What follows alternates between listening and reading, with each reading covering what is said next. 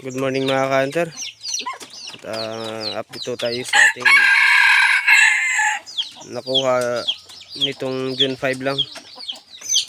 Ayun o, grabe. Grabe yung takot niya sa akin.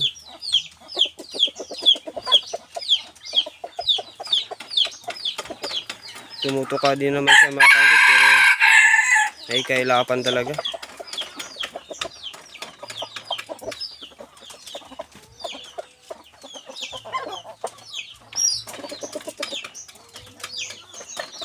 Bali pang 5 araw na ito mga ka-hunter, June 10. So ayan,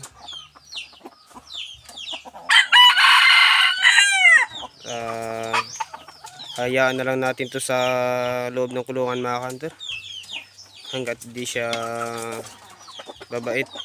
So hindi mo natin to pilit na hahawakan. So hayaan lang talaga dito. So yun lang ka-hunter.